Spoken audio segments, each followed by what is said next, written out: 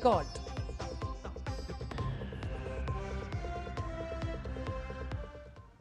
और शुरुआत करेंगे इस वक्त की सबसे बड़ी खबर के साथ। चुनाव आयोग आज शाम 4 बजे प्रेस कॉन्फ्रेंस कर बिहार विधानसभा चुनाव 2025 के लिए तारीखों और शेड्यूल की आधिकारिक घोषणा करेगा।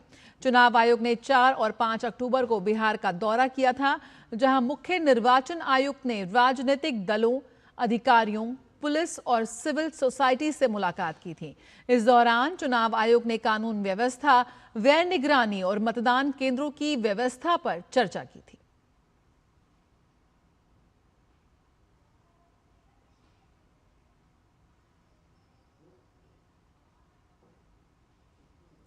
तो बिहार चुनाव के लिए तारीखों की घोषणा आज, कल की प्रेस कॉन्फ्रेंस के बाद जिस तरह से राजनीतिक सरगर्मियां तेज हो गई हैं,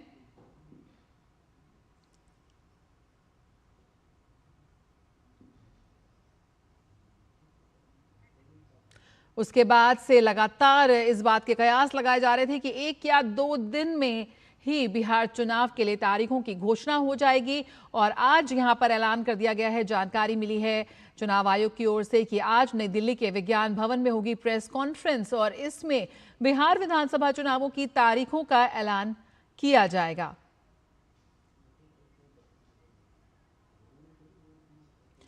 तो लगातार हमारे जो ग्राउंड जीरो पर हमारे संवाददाता नजर बनाए रखे हुए हैं, इस वक्त हमारे साथ हमारे संवाददाता जुड़ गए हैं।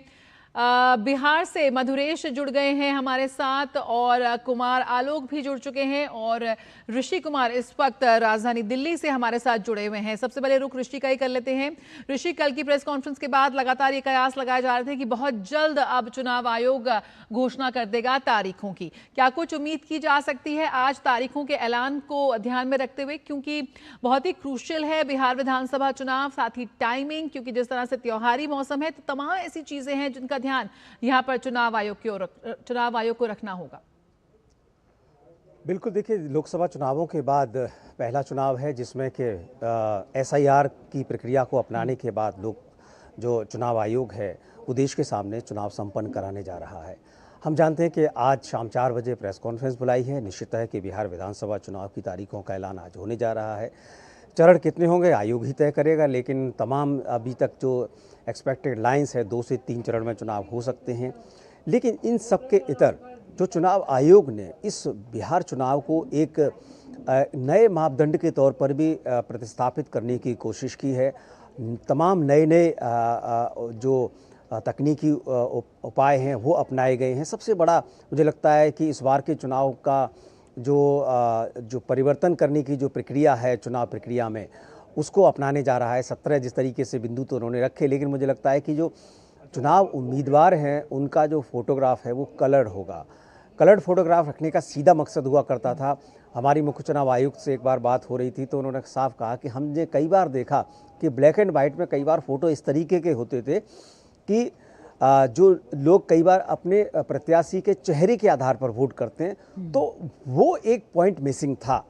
क्योंकि लोकतंत्र में कोई भी ऐसा लेवल प्लेइंग फील्ड नहीं बचना चाहिए जिससे हम कह सकें कि यहाँ पर कोई भी गुंजाइश बचती है किसी भी चीज़ का डाउट लेने का, बेनिफिट विद डाउट का। तो अब जब चेहरा सबका स्पष्ट होगा तो जो उम्मीदवार को चयन करने की जो प्रक्रिया है, हालांकि आयोग ने ये भी कहा है कि जो सिंबल है वो भी बहुत महत्वपूर्ण होता है, लेकिन कई बार सिंबल ऐसे होते हैं जो मान लीजिए किसी निर्दलीय उम्मीदवार कोई सिंबल मिला और वो सिंबल ऐसा है कि भी ज़्यादा पॉपुलर नहीं हो पाया, तो ऐसे में अगर उनका चेहरा होगा तो उसके आधार पर भी वोट करने का जो अवसर है वो मिलना चाहिए। तो ये बड़ा प्रयोग इस बार बिहार विधानसभा चुनाव में चुनाव आयोग करने जा रहा है और इसकी चारों तरफ प्रशंसा की जा रही है। सभी राजनीतिक दलों ने, सभी चुनाव विशेषज्ञों ने इस बात को सराहा है कि अब तक हमने सोचा नहीं तो क्यों नहीं सोचा, लेकिन ये बहुत अच्छी पहल है। इसके अलावा भी तमाम ऐसी पहल हैं जो कि बिहार विधानसभा चुनाव में चुनाव आयोग करने जा रहा है। हमेशा हर चुनाव में कुछ न कुछ नई पहल वो करता रहा है तकनीकी के माध्यम से, लेकिन इस बार जो कोशिश है कि सबसे बड़ी बात है कि जो SIR के बाद जो भरोसा चुनाव आयोग को इन चुनावों के दौरान जीतना है और इस्टेब्लिश करना है कि आयोग ने जो भी प्रयास किए हैं वो जनहित में और लोकहित में और लोकतंत्र को मजबूत करने के लिए किए हैं। बिल्कुल, तो मुझे इस लगता बार है जिस उसका तरह की ये पहल बहुत बड़ा सामने आ लिटमस रही है टेस्ट ऋषि, होगा। बिल्कुल, तो यकीनन इस बार का जो चुनाव है वो बेहद ऐतिहासिक है। कुमार आलोक को यहाँ पर जोड़ लेते हैं, क्योंकि जिस तरह से बिहार की राजनीति पर बहुत ही पैनी नजर कुमार आलोक बनाए हुए हैं लंबे समय से। जिस तरह का चुनाव हमेशा से बिहार में होता आया है, जो पारंपरिक तरीका है जो चुनाव होने का, इस बार काफी बदला हुआ है माहौल, साफ तौर पर नजर आ रहा है। कल जिस तरह की पहले चुनाव आयोग की ओर तरफ से बताई गई, जिस तरह के तकनीक और निष्पक्षता, पारदर्शिता और जो सख्ती की बात यहां पर चुनाव आयोग की ओर से की गई है, किस तरह से कल की प्रेस कॉन्फ्रेंस के बाद अब वहां पर हलचल तेज है कुमार, और उसके बाद बात करेंगे कि तारीखों को लेकर क्या कुछ उम्मीद है। देखिए, बिहार में अगर चुनाव की हम बात करें तो बिहार का जो चुनावी इतिहास रहा है, अगर हम चले जाएं तो बिहार का जो चुनावी इतिहास रक्त रंजित रहा है और काफ़ी बड़े पैमाने पे यहाँ पर रिगिंग होती थी। लेकिन बाद में 95 के बाद 1995 के बाद चुनाव आयोग ने जिस तरीके से यहाँ पर इंतजामात किए हैं, तो कहा जाता है कि 2005 में जब विधानसभा चुनाव हो रहा था तो बहुत सारे ऐसे लोग थे जो 70 वर्ष के थे या 75 वर्ष के थे। इन्होंने अपने पूरे जीवन में बैलेट पेपर को नहीं देखा था, ईवीएम मशीन को देखा। तो उस दिन चुनाव आयोग ने जिस तरीके से समय के साथ फ्री एंड फेयर, आप कह सकते हैं कि बिहार में जो चुनाव की प्रक्रिया प्रारंभ हुई, जो बिल्कुल, तो जिस तरह की चुनाव आयोग की तरफ से लगातार पहले रही हैं चुनाव कराने के लिए, खासतौर पर बिहार जैसे राज्य में, वो अभूतपूर्व है। हमारे साथ मधुरेश भी इस वक्त जुड़े हुए हैं, कुमार आलोक के पास वापस रुक करेंगे। मधुरेश, बिहार जैसा बड़ा राज्य, उसमें यहाँ पर बात लगातार हो रही है कि भैया एक फेज में हो या 2 फेज में हो, जिसको लेकर आज तस्वीर साफ होती नजर आएगी। लेकिन क्या कुछ उम्मीद यहाँ पर की जा रही है? किस तरह से तमाम पॉलिटिकल पार्टी से जब मुलाकात हुई चुनाव आयोग की, उन्होंने भी अपने सजेशंस दिए कि एक फेज में होना चाहिए या 2 फेज में होना चाहिए, मल्टीफेसेटेड होना चाहिए ये चुनाव। किस तरह से उसको लेकर वहां पर हलचल है, बातचीत है, प्रतिक्रिया निकल कर आ रही है? देखिए, अभी तक का अगर आप इतिहास देखेंगे तो बिहार में जनरली 4 से 5 चरणों में चुनाव होता आया है। ज्यादातर बार 4 चरण में चुनाव हुआ है। ये पहली बार है कि जब सत्ताधारी एनडीए के द्वारा ये चुनाव आयोग को सजेशन दिया गया कि पूरे बिहार में एक फेज में चुनाव कराया जाए, जबकि विपक्ष के द्वारा कहा गया कि मैक्सिमम 2 फेज में चुनाव कराया जाए।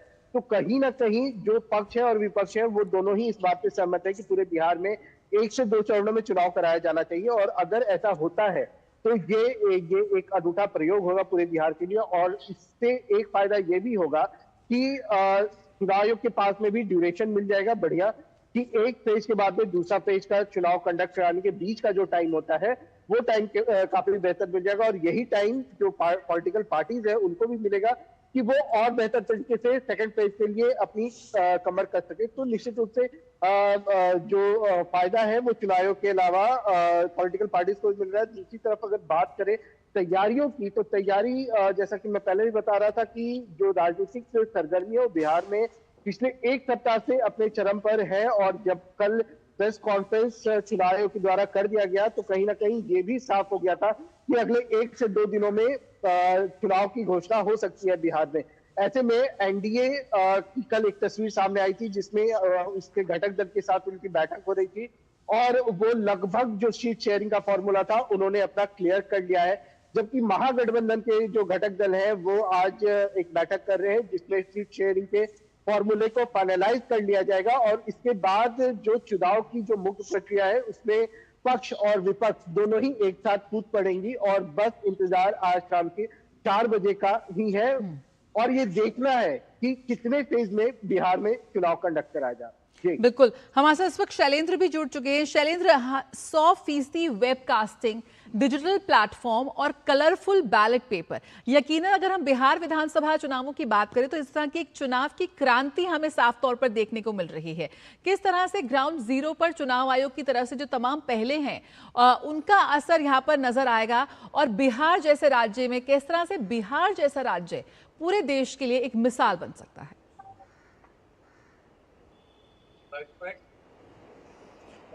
कि देखिए, हर चुनाव में हम देखते हैं कि चुनाव आयोग की तरफ से कुछ विशेष पहले की जाती है और बाकी चुनावों में उसका एक तरह से पालन आगे किया जाता है।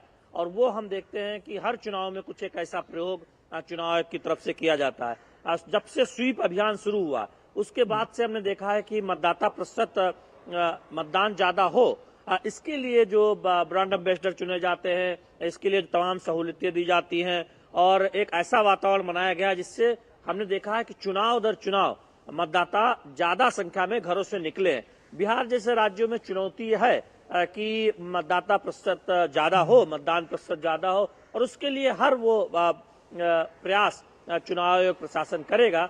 चूंकि ये एक चुनौती रहती है कि ज्यादा से ज्यादा लोग घरों से निकले, इसके लिए राजनीतिक दल तो अपने तौर पर प्रचार करते हैं, वो तो चाहते ही हैं कि उनके जो मतदाता हैं वो ज्यादा से ज्यादा घर से निकले।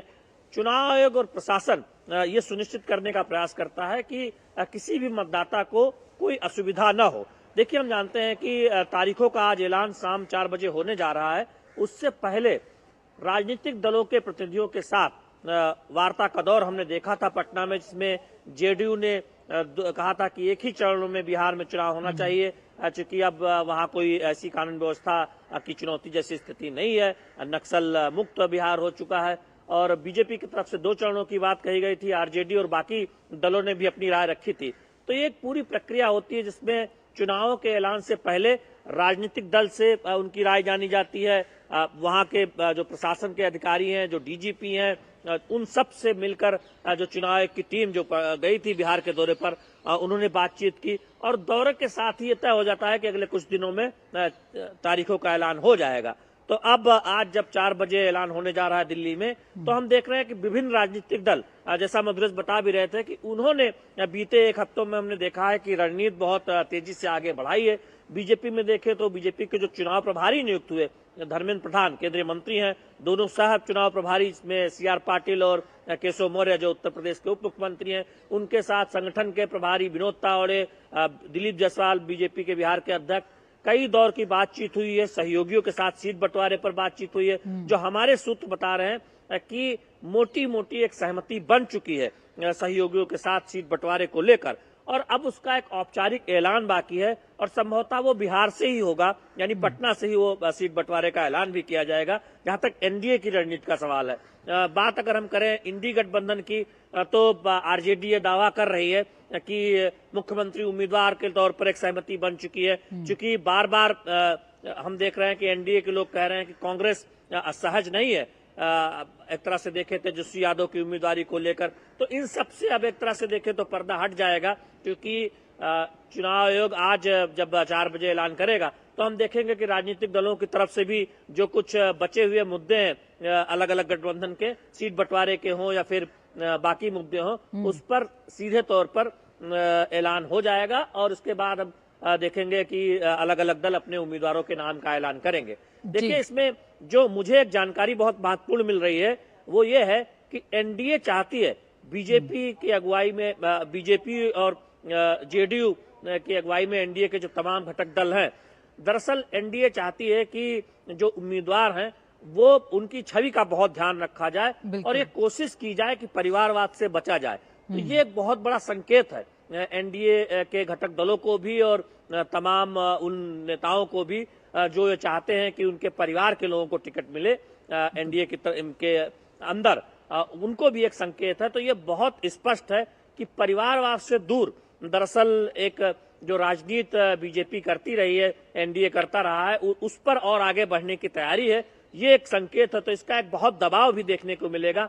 इंडी गठबंधन आरजेडी, जिसमें हम जानते हैं कि लालू प्रसाद यादव के बाद अब तेजस्वी यादव के नेतृत्व में एक तरह से आरजेडी आगे बढ़ रही है। तो ये आप एक तरह से ये पोजिशनिंग भी कह सकते हैं और एनडीए की ये रणनीति भी रही है। बिल्कुल, और ये भी एक तरह की नई तरह की राजनीति और एक नया क्रांति लेकर आएगा कि अगर बिहार में परिवारवाद से दूर हटकर कैंडिडेट्स को तवज्जो दी जाए। कुमार आलोक कुमार से जुड़े हुए। कुमार, हर पोलिंग बूथ पर अधिकतम 1200 मतदाता ताकि भीड़ कम हो, लेकिन चुनाव आयोग की क्या रणनीति कि ज्यादा से ज्यादा मतदान हो? किस तरह से जो लोक आस्था का महापर्व है छठ, वो भी एक बहुत बड़ा इंपॉर्टेंट फैक्टर यहाँ पर प्ले करेगा जब चुनाव आयोग जो तारीखों का ऐलान हो रहा है और इस बार विधानसभा चुनावों के लिए? आपने बिल्कुल सही कहा, जो छठ महापर्व जिसे कहा जाता है और इसको यूनेस्को में भी सरकार दर्जा प्राप्त कराने की कोशिश कर रही है और शायद ये हो भी जाएगा। तो इसमें सबसे बड़ी बात है कि सिर्फ देश से ही जो माइग्रेंट है बाहर, जो बिहार के लोग बाहर रहते हैं, खासकर हम दूसरे अन्य राज्यों में जहां वो अपने रोजगार की तलाश में वहां रहते हैं या रोजगार करते हैं, चाहे वो दिल्ली हो, चाहे वो मुंबई हो, चाहे वो तमिलनाडु हो, चाहे वो कर्नाटक हो। इसके अलावा विदेशों में जो बसे होते हैं बिहारी, जो एनआरआईज हैं, वो भी इस छठ पर्व में आते हैं और उनका जो वो भी अपने वोट का यहाँ पर प्रयोग करते हैं। दूसरी जो सबसे बड़ी समस्या आ रही है, खासकर कोसी क्षेत्र की हम अगर बात करें तो वहाँ बाढ़ की समस्या है और उसको लेकर के भी चुनाव आयोग काफी अपनी ओर से तैयारी कर रही है कि अगर बाढ़ की जो समस्या है वो ज्यादा हो गई तो उससे कैसे निपटा जाए, उसकी भी तैयारी हो रही है वहां पर, खासकर कोसी रीजन में। और अगर हम पॉलिटिकल पार्टी की बात करें, जैसे कि शैलेंद्र मिश्र बता रहे थे कि तमाम दल जो अपने उम्मीदवारों के नामों की घोषणा करेंगे, लगभग अगर हम कहें कि महागठबंधन की अगर हम बात करें, चाहे हम एनडीए की बात करें, तो लगभग एक सहमति बन गई है, दोनों ओर से सहमति बन गई है। और कुछ राष्ट्रीय जनता दल की हम बात करें, बीजेपी की हम बात करें, जेडीयू की हम बात करें, तो बहुत से कैंडिडेट को मौखिक रूप से कह दिया गया है कि आप अपने क्षेत्र में जाइए, आप तैयारी कीजिए, आप कैंपेन कीजिए, लेकिन नामों की घोषणा अभी नहीं हुई है। और पहला जो प्रतिक्रिया आई है पॉलिटिकल पार्टी से, वो जन स्वराज पार्टी की ओर से आई है, प्रशांत किशोर की पार्टी की ओर से आई है कि वो 9 अक्टूबर को अपनी पहली सूची जारी करेंगे। अब देखना यह होगा कि खासकर महागठबंधन की अगर हम बात करेंगे तो वहां पर एक बहुत बड़ी जीत चल रही है, खासकर कांग्रेस और आरजेडी के बीच। इसके पहले हमने स्टोरी भी किया था कि कांग्रेस जिस तरीके से 70 सीटों पर लड़ी थी पिछले चुनाव में और उसका रिजल्ट मात्र 19 पर सिमट गई थी, और कहा जाता है कि अगर कांग्रेस को कम सीटें दी जाती और लेफ्ट पार्टी को ज्यादा सीटें दी जाती तो हो सकता था कि तेजस्वी की सरकार बन जाती।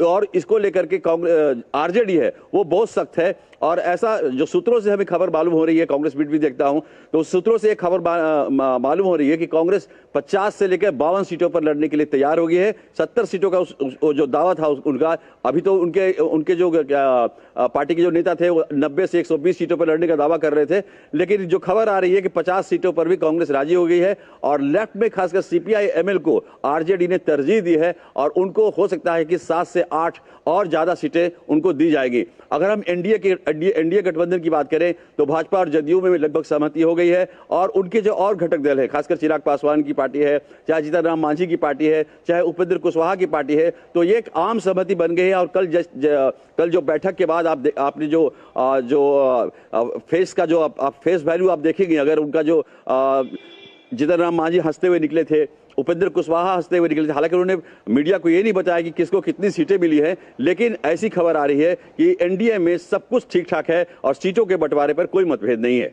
बिल्कुल, और अब मतभेद तो खत्म करने का समय आ ही गया है। सीट शेयरिंग तो अनाउंस करनी होगी जब यहाँ पे डेट्स अनाउंस हो रही है। मधुरेश हमारे साथ जुड़े हुए हैं।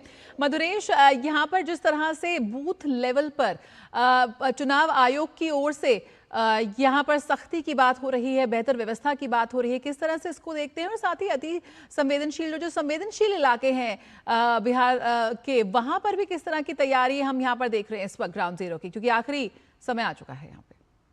हाँ देखिए, निश्चित रूप से जो तैयारी है वो अपने चुनाव आयोग ने पूरी कर ली है, और इसी को लेकर के जब मुख्य चुनाव आयुक्त बिहार आए थे तो उन्होंने प्रशासनिक अधिकारियों और पुलिस के आला अधिकारियों के साथ में बैठक की थी। इसके अलावा जो केंद्रीय पुलिस बल है उसकी भी तैनाती चुनाव के दौरान पूरे राज्य में की जाएगी, और जो संवेदनशील इलाके हैं वहां पे चुनाव कराने के लिए कुछ खास व्यवस्था भी की गई है, जिसमें जो पोलिंग पार्टी वगैरह जाएगी उसके साथ में जो पुलिस दल जाएंगे उनकी संख्या थोड़ी ज्यादा होगी बजाय दूसरे जगहों की। इसके अलावा भी और जो वेबकास्टिंग है वो तो सारे जो पोलिंग स्टेशन है उनके कराए जाने हैं, जो कि शायद पहली बार पूरे बिहार में और पूरे देश में होना है। तो निश्चित रूप से एक ऐसा नवाचार है जो पूरे देश में मिसाल बनने वाला है। तो तैयारी अपने स्तर पर चुनाव आयोग की भी पूरी है, प्रशासनिक स्तर की भी पूरी है, और बस इंतजार हो रहा था बिहार में डेट के अनाउंस होने का और चरणों के अनाउंस होने का कि कितने चरण में बिहार में मतदान कराया जा सकता है। बिल्कुल, शैलेंद्र हमारे साथ जुड़े हुए हैं। शैलेंद्र कुछ कहना चाह रहे थे? जी शैलेंद्र। जय, मैं कुमारालोक से बात समझना चाह रहा हूं कि एनडीए और इंडी गठबंधन के इस बार प्रशांत किशोर की पार्टी ने बड़ी चर्चा की है, कम से कम मीडिया में स्पेस में, तो वो किस तरह से देखते हैं जनता के बीच, क्या उनका एक तरह से देखें कितना जगह बना पाएंगे, और मुद्दों के लिहाज से देखें तो बहुत सारे मुद्दे जो उन्होंने उठाए हैं, कोशिश की है कि वो बिहार का जो विमर्श है उसमें वो मुद्दे तय करें, तो कितनी सफलता उनको मिलती हुई दिखाई दे रही है और कितना स्पेस देखते हैं अगर आप बीजेपी जेडीयू गठबंधन से इतर देखें और इंडी गठबंधन में आरजेडी कांग्रेस और बाकी लेफ्ट पार्टियों से इतर देखें, तो क्या कोई स्पेस बचता है? वो क्या कोशिश करते नजर आते हैं? उनकी रणनीति क्या है? थोड़ा अगर कुमार आलोक के बताएं। जी कुमार आलोक। आपने बहुत ही इम्पोर्टेंट सवाल पूछा है कि जिस तरीके से प्रशांत किशोर ने एक पार्टी को लॉन्च किया, जन स्वराज पार्टी को लॉन्च किया, और लॉन्च करने के साथ ही बाकी के राजनीतिक दलों की अगर हम बात करें तो उन्होंने कैंपेन शुरू किया, चाहे राहुल गांधी की यात्रा हो, चाहे भारतीय जनता पार्टी की ओर से अपनी यात्रा, चुनावी यात्रा हो रही है, लेकिन इन्होंने जन स्वराज पार्टी की स्थापना करने के बाद के साथ ही कैंपेन करना शुरू किया। और कैंपेन में जो मुद्दे ये उठा रहे हैं, खासकर पलायन के मुद्दे को उठा रहे हैं कि किस तरीके से बिहारी पलायन करके दूसरे शहरों में 8,000 और 10,000 रुपए के लिए नौकरी करने के लिए अपने घर परिवार को छोड़ करके रह रहे हैं। तो उन्होंने ये घोषणा भी की है कि छठ के बाद, यानी वो जानते हैं कि छठ में जो माइग्रेंट हैं बिहार के, चाहे वो किसी भी राज्य से हों, चाहे वो किसी भी देश तो नहीं कि राज्य से हों, वो जब आएंगे यहाँ पर तो वो दावा कर रहे हैं प्रशांत किशोर कि हम उनको वापस नहीं जाने देंगे। 8,000 और 10,000 की नौकरी, हमारी अगर सरकार बनती है तो 8,000 और 10,000 का भत्ता उनको देंगे पहले, और फिर हम उनको रोजगार की व्यवस्था करेंगे। तो ये सब अपीलिंग पॉइंट प्रशांत किशोर की ओर से हो रही है। लेकिन तेजस्वी यादव ने मुद्दा उठाया है कि जिस तरीके से मीडिया उनको क्रिएट कर रहा है, मीडिया जिस तरीके से उनको हाइप दे रहा है, तो तेजस्वी यादव का कहना है कि प्रशांत किशोर की पार्टी का कोई ना विधायक है, ना कोई एमपी है, ना कोई एमएलसी है, ना कोई राज्यसभा का मेंबर है, इसके बावजूद मीडिया उनको क्यों हाइप दे रही है। अगर सीपीआई, उन्होंने उदाहरण दिया कि सीपीआई एमएल के 2 एमपी हैं और उनके एमएलए 12 हैं, उनका 1 एमएलसी है बिहार में, लेकिन उसको हाइप मीडिया नहीं दे रहा है, और मीडिया प्रशांत किशोर को क्यों हाइप दे रहा है। तो ये देखना दिलचस्प होगा कि जब चुनाव, ये उम्मीदवारों की जब घोषणा होगी तो ऐसा कहा जा रहा है कि प्रशांत किशोर वेट कर रहे हैं। हर दल में नाराजगी होती है, हर दल में नाराजगी होती है। अगर आरजेडी से नाराज, आरजेडी ने किसी को टिकट नहीं दिया, प्रशांत किशोर उसको चुनाव मैदान में उतारेंगे। बीजेपी से जो असंतुष्ट होगा उसको प्रशांत किशोर चुनाव मैदान में उतारेंगे। बाकी है कि यहाँ पर किसको टिकट मिलेगा, लेकिन फिलहाल अभी कुल मिलाकर एक तस्वीर यहाँ पर साफ होती नजर आएगी कि आखिर ये चुनाव कब होंगे। और तारीखों का जो ऐलान है चुनाव आयोग की ओर से आज शाम को 4 बजे इस प्रेस कॉन्फ्रेंस में किया जाएगा। बहुत बहुत शुक्रिया आप तीनों का हमारे साथ जुड़ने के लिए। कुमार आलोक, मधुरेश, ऋषि और शैलेंद्र, आपसे लगातार हम चर्चा करते रहेंगे। तो यहाँ पर बिहार की राजनीति को लेकर लगातार जिस तरह का चुनावी बिगुल यहाँ पर बज रहा था, उसकी जो काउंटडाउन था उसकी शुरुआत यहाँ पर हो गई है। और चुनाव आयोग पर सभी की निगाहें यहाँ पर टिकी हुई हैं, क्योंकि आज 4 बजे विज्ञान भवन में है चुनाव आयोग की बेहद महत्वपूर्ण प्रेस वार्ता। और यहाँ पर खबर राजस्थान से। राजस्थान की राजधानी जयपुर में सवाई मानसिंह अस्पताल के ट्रॉमा सेंटर में कल देर रात एक दर्दनाक हादसा हो गया। यहाँ आईसीयू में शॉर्ट सर्किट से आग लगने की वजह से 7 मरीजों की मौत हो गई, जबकि 4 की हालत गंभीर बनी हुई है। मौके पर मौजूद डॉक्टरों और दमकल विभाग की टीम ने कड़ी मशक्कत के बाद आग पर काबू पाया। हादसे की सूचना मिलते ही मुख्यमंत्री भजनलाल शर्मा घटनास्थल अस्पताल पहुंचे और स्थिति का जायजा लिया। राजस्थान सरकार ने दिए हैं जांच के आदेश और 6 सदस्यीय जांच समिति का गठन यहां पर किया गया है। इस दर्दनाक हादसे पर प्रधानमंत्री नरेंद्र मोदी ने भी दुख व्यक्त किया है। तो जयपुर के अस्पताल में आग लगने की वजह से 7 मरीजों की मौत हो गई है। इस पूरी घटना की जांच के आदेश यहां पर दे दिए गए हैं। पुलिस और फॉरेंसिक की टीमें भी जुटी हुई हैं। ट्रॉमा सेंटर में यह आग लगी और जिसकी वजह से 7 मरीजों की मौत हो गई है। शुरुआती जो प्रारंभिक जांच है उसमें शॉर्ट सर्किट बताया जा रहा है। आईसीयू में लगी थी आग और 4 की हालत अभी भी गंभीर बनी हुई है। तो जयपुर के अस्पताल में ये तो सीएम भजनलाल शर्मा ने तुरंत सूचना मिलते ही घटनास्थल का जायजा लिया और यहां पर एक जांच समिति का भी गठन कर दिया गया है, जो इस पूरी घटना की जांच करती हुई नजर आएगी। किस वजह से इतनी भीषण आग ये लगी। 6 सदस्यीय जांच समिति का यहां पर गठन किया गया है। प्रधानमंत्री नरेंद्र मोदी ने भी ट्वीट कर यहाँ पर दुख व्यक्त किया है इस पूरी घटना पर, और जो हताहत हुए हैं उनके परिवारजनों को यहाँ पर सांत्वना भी उन्होंने जताई है। और इसी के साथ न्यूज़ एट 10 में फिलहाल इतना ही। खबरों का सिलसिला जारी रहेगा DD न्यूज़ पर, आप बने रहिए, लेकिन फिलहाल मुझे दीजिए इजाज़त। नमस्कार।